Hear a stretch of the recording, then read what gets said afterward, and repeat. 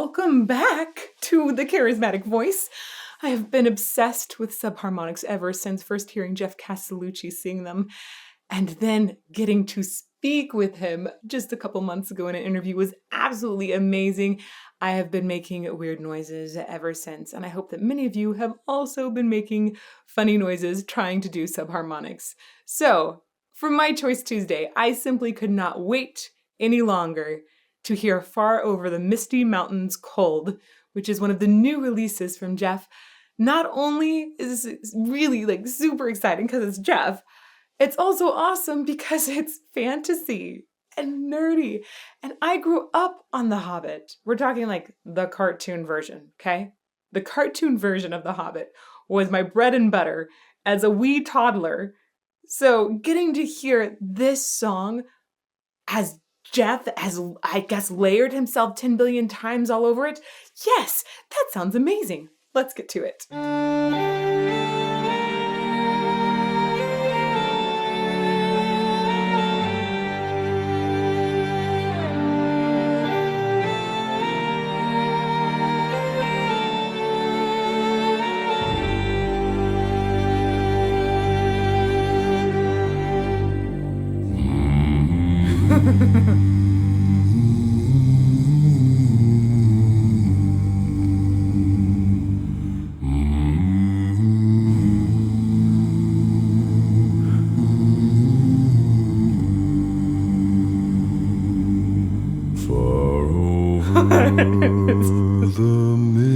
Okay, I'm gonna stop already. I forgot.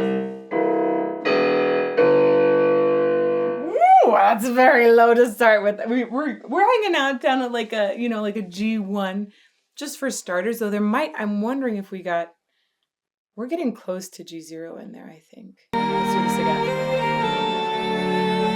Because here's the thing. I think that those might have been actually sung with a full voice, not subharmonic. Knowing Geoff, he's been extending his lower full range without going to subharmonics as well, which is really crazy because that means that the moment he does go into subharmonics, it's going to drop even lower. Pretty exciting to me.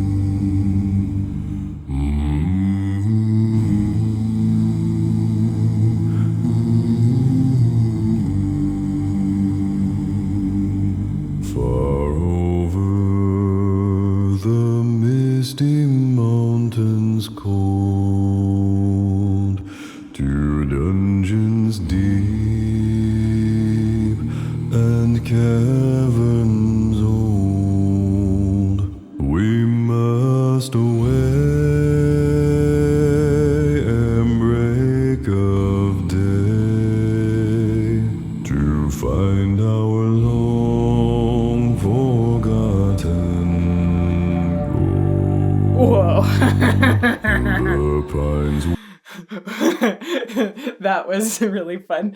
I want to listen to it again. Just a second. Find our long forgotten gold. The pines were. Wow, that coordination must have been really crazy to bring up. So it sounded like he did essentially like a sudden octave drop there. Whoa. I really love the meatiness in his voice in this lower range, combined with clarity. I dig his words. They're so clear. He's not opening his mouth a ton. And when we were talking in the interview, he talked about being in general a kind of a quieter voice. He'll get really close to the mic. When you bring a mic closer to your mouth as a bass too, it's really, really helpful. It can get a little extra boom in the sound. And it's very common when you're looking at an a cappella group to see the bass singer with the microphone really, really close to his mouth. So not surprising at all there. one of the other things that's really intriguing me throughout here is he has like some twang on the sound too. Um, Something about this song often makes me think of like a certain elegance, like a classical singer, as if flipping the R's and going slightly British with the accent would make sense. So this is like a very different perspective. It feels a little more southern, essentially. Um, and I do want to just briefly say that the facial hair is amazing. I guess the hairstyles overall are amazing, but like it's so cool with the braids and the twirly and the just like a big old black fluff. It's great. Cheers for the win. Here maybe. Misty mountains cold, 2 dungeons deep.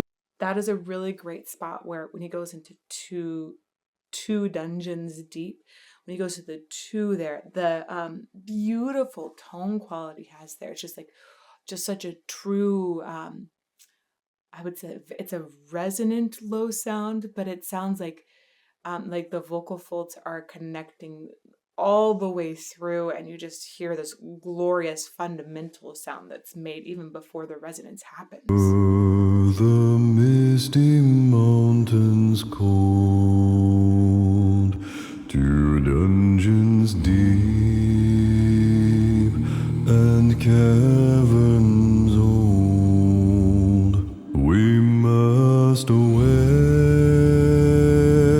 and break of day to find our long forgotten gold. The pines were roaring on the height. The wind was moaning in the night. The fire was red, it flaming spread.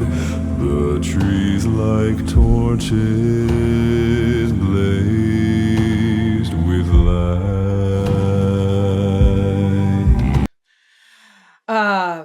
I love this very slow and spacious beat that he's chosen. I understand the arrangement is also from him. Massive respect, massive respect. I love that he started this. The moment the solo voice came in, you had all ums in the background, which really let the solo voice take a little more lead out there. When you are layering yourself vocally, it is very difficult to not have it all become like a sound of mush, because when you have different voices in an ensemble, the ear can be like, oh yeah, that tone quality, that one, that one, that one, that one. And if you're singing with yourself, it's a little more difficult to try and, shift your tone quality just enough so that maybe it's an identifiable part, or bring it back into a chorus. There are like little things that you can tweak and do, but having ums in the backing vocals is really helpful for setting that lead vocal up front and centered, especially. I think that this is brilliant how he's having this spaciousness in the beat. This song it's talking about cold, and it's reflecting on delving into the deep and waking up Smog, the dragon, right? So there's a lot of, it's sort of relating a very horrible story, really, but like a longing to go back at the same time. And there's a lot of dread in it. And I love that the spaciousness between the beats let us feel like that silence between might be filled with something cold or misty. It definitely feels appropriate for the song material. There were some more things in here. There was just so much ear candy. It flaming spread, the trees like torches blazed with light.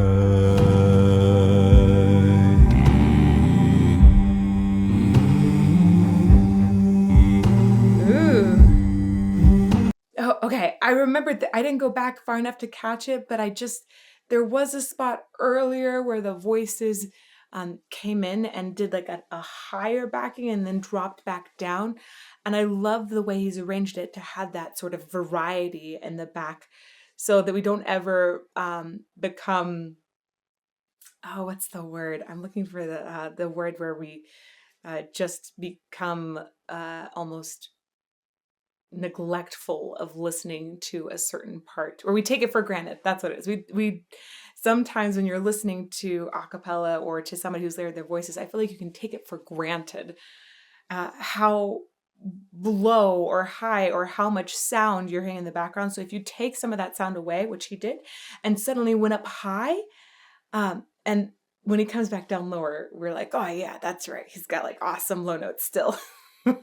It's a very smart arrangement technique. I love this like very subtle nodding to the beat that I'm seeing as well. And it sounds like we're getting a little more rhythmic energy introduced at this part.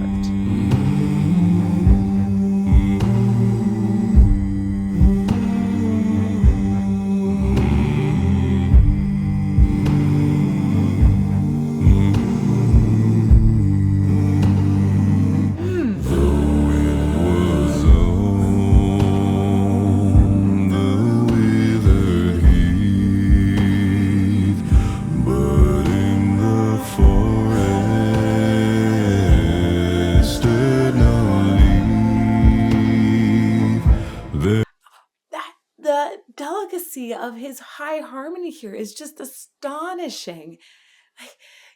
It's just like, you're like, wow, he's got amazing low notes. Wow, he's got amazing middle notes. Wow, he's got amazing high notes. But when you're in that top range, a lot of guys, if they have a lower sitting voice, they'll just blast out for the top notes. In general, top notes almost always get louder until you sort of crest over and flip into falsetto for guys. This is so beautiful and delicate and tender. I love it. Briefly talk about the harmonies here. You guys have heard me talk about this recently too, I believe, in the Who video, where if something wants to feel ancient or is pulling from something that's very ancient, often we'll see parallel octaves, meaning that the notes have like the same note name. So G and G, right? So that's a parallel octave. He often is using parallel octaves in this, which makes it feel a little bit more timeless, ancient, right? And then I've also heard a lot of like parallel fourths and fifths. Again, that feels a little bit monkish. That's where our harmony started to evolve from.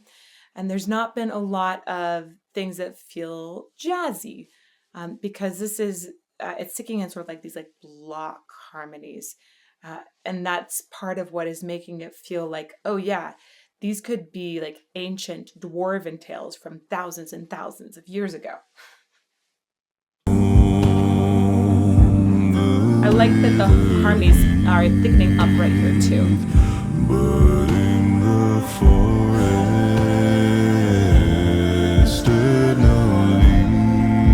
very unusual choice there. Their shadows lurk, be night or day. So this he did the similar thing before too. Their shadows lurk. I believe that is becoming a subharmonic at that point. So to sing a subharmonic, your true vocal folds need to be on one pitch. Basically, I think at this point, his true vocal folds would be at a G2, and then the false vocal folds above, so the ventricular folds, will actually vibrate at exactly half of the frequency. So these ones are going like wacka, wacka, wacka, wacka, and these ones are going wacka, wacka, wacka. And that ends up having the frequency that we hear, so it drops it down another octave. It feels like you're singing the top note, but you add a little bit of constriction in here. But I've heard different people describe it in a different way as well. But essentially, to Geoff, it's going to feel like he's still singing that G above, but he added a little something literally on top to drop it down. Their shadows lurk. That's cool. That's really cool. I'm going to hear that again. Their shadows lurk. Be night or day, and dark things silent crept beneath.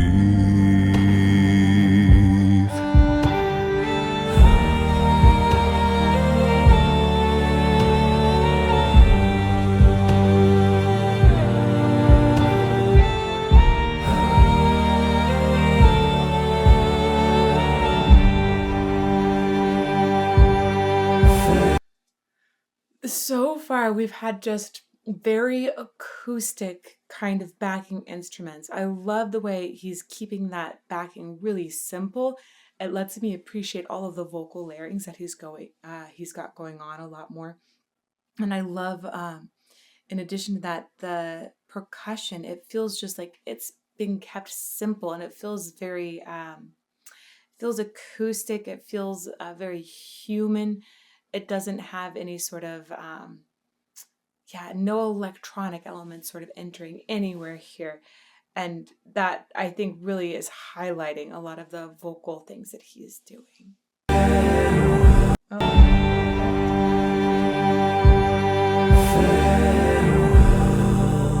we call to hearth and home. The wind may blow and rain may fall. We must away and break of day, far over wood and mountains all. Wow, it's such good control in the lower registers. I lied. It's such good control throughout. Let's be real. It almost sounds like he could be the top singer in a boy band with that top register. And then all of those mids are just falling in beautifully, tuning beautifully. I really like it. And break of day, far over wood and mountains all. We must away,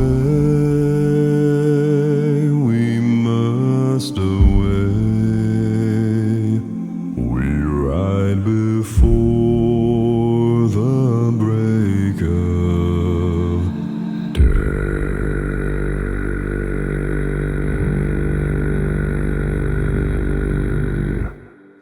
Whoa! Break of day.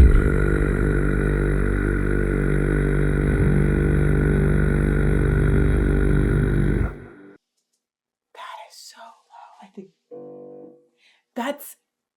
that is still a G1, I believe, but it feels like there's an essence of a G0 in there.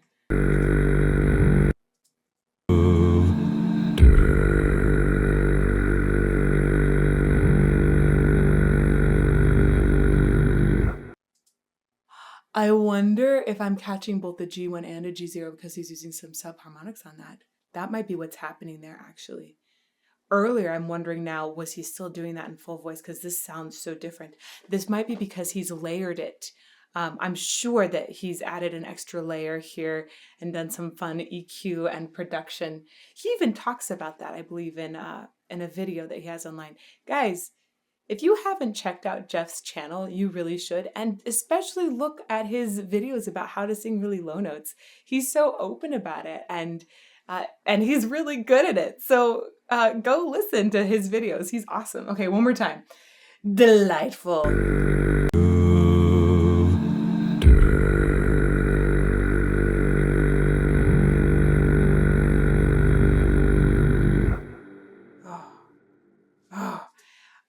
if I were to play that note in like the full big loudspeakers in this house, we would see nails rattling and coming out of the walls, and the shelves would start falling apart. It'd be like an earthquake, and everything would just rattle out. It's so delicious.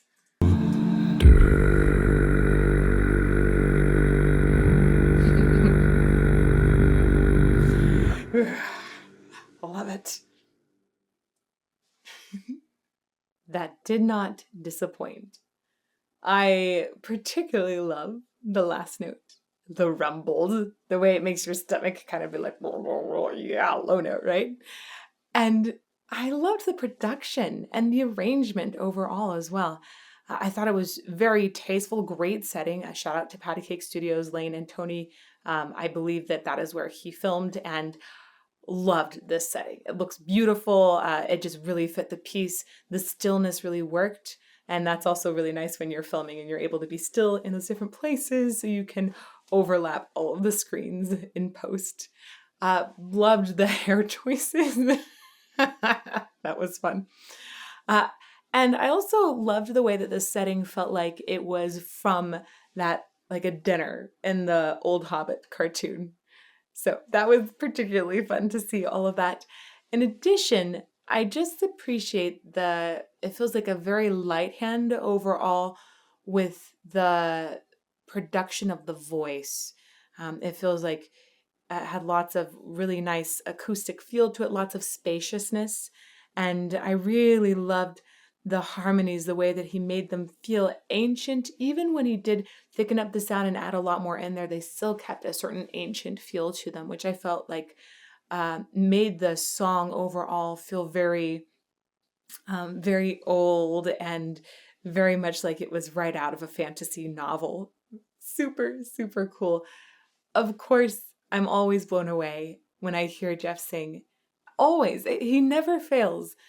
I can't believe still the huge usable range that he possesses. It is nuts to my mind. And I think that he's just an inspiration to anybody that's doing work like he is. Like, yeah, very, very inspiring. So thank you to everyone for joining me on this My Choice Tuesday and totally geeking out about something that is amazing and great. I hope you will all continue to join us on Mondays, Tuesdays, and Fridays at 8 a.m. Arizona time. That's when we drop new videos. Also, if you haven't already, definitely go subscribe to Geoff's channel. He's amazing. He drops really cool videos too. And shout out also to Kathy. She's been helping Geoff, obviously his wife, and has been helping him with all of these productions. I feel like she doesn't get enough credit. She should get way more credit. She's awesome. Anyhow, so many great shout outs and amazing things. If you guys want to know more, find me on Patreon or at thecharismaticvoice.com. I hope to see you somewhere soon.